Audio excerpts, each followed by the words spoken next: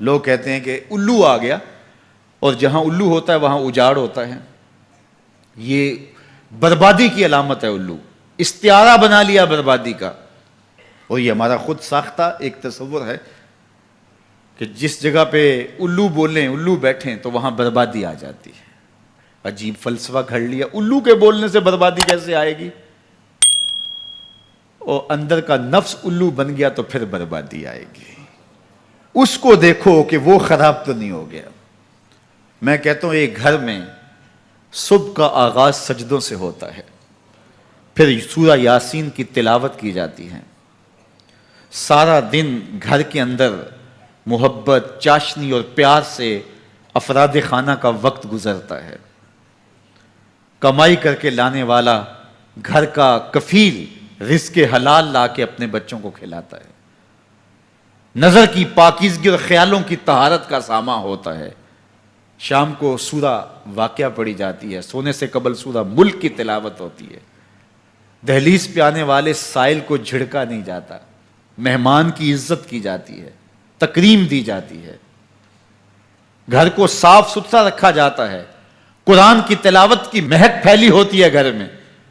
گھر کے اندر درخت پر 100 الو بھی بیٹھ جائیں اس گھر میں بربادی نہیں آئے گی. اور ایک گھر میں اللہ کے حکموں کو توڑا جاتا ہے.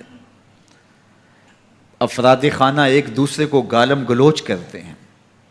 قرآن کبھی کھول کے کسی نے نہیں دیکھا، سجدے کی کسی کو توفیق نہیں ہوئی، تو گھر کے اندر جو مرضی رکھ لیں برکت نہیں ہوگی. میاں یہ تو تمہارے اعمال کا نتیجہ تھا، لیکن تم نے لگا دیا الو کے کھاتے کہ الو بیٹھ گیا، یہ سب کچھ بربادی ہوئی. تم نے وعدے توڑے، تم نے لوگوں کو 2 نمبر مال دیا، اس لیے تمہاری فیکٹری برباد ہوئی، اس لیے تمہاری دکان نہیں چل رہی. کہ تم کہتے کچھ ہو دیتے کچھ ہو. ایک مرتبہ جو دھوکہ کھاتا ہے وہ دوبارہ تمہاری دکان پہ نہیں آتا. یہ الو کا کام نہیں ہے، یہ تمہارے نفس کے الو کا کام ہے. لیکن تم نے الو پہ مڑ کے کسی منحوسہ، یہ فلاں منحوسہ ہماری دکان پہ آئی صبح، آج سارا دن گاہک ہی نہیں آیا. کیا فلسفہ تم نے تراشا؟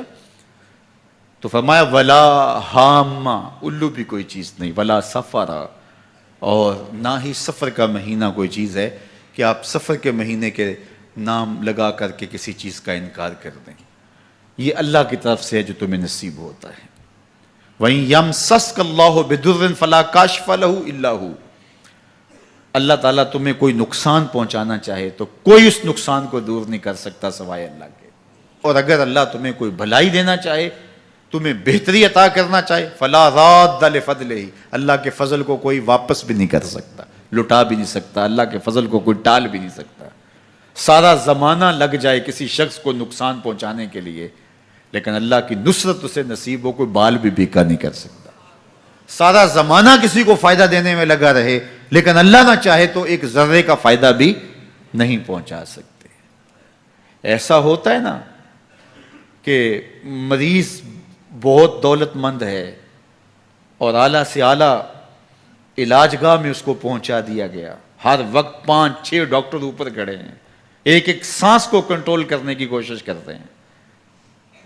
کئی مشینوں کے اندر ایک ایک چیز کا ہر وقت ٹیسٹ ہو رہا ہے، لیکن موت آئی تو سارے ڈاکٹر ایک سانس کی بھیک بھی نہیں دے سکتے.